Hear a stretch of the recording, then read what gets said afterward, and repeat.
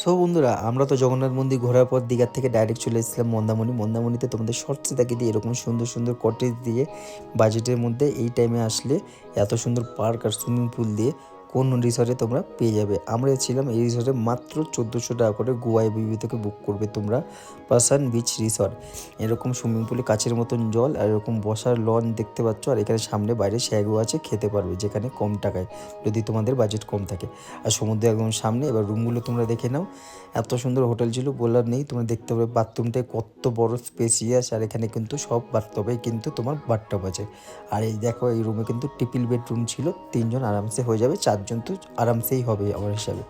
এখানে sofa MOFA সব কিছুই আছে, চা কফি বানানোর মেশিনও আছে দেখতে পাচ্ছ। এখানে মিনি ফ্রিজ থেকে টিভি থেকে শুরু করে কাবার্ড পর্যন্ত আছে, অনেক স্পেস আছে। আর এখানে বাইরে কিন্তু ব্যালকনি আছে, তোমরা নিজেদের মতন এখানে কিন্তু চা কফি বানিয়ে খেতেও পারবে। দেখতে পাচ্ছ সব কিছু দিয়ে। আর যদি ভিডিওটা ভালো লেগে থাকে তাহলে লাইক অ্যান্ড সাবস্ক্রাইব করতে বলুন। দেখা হবে।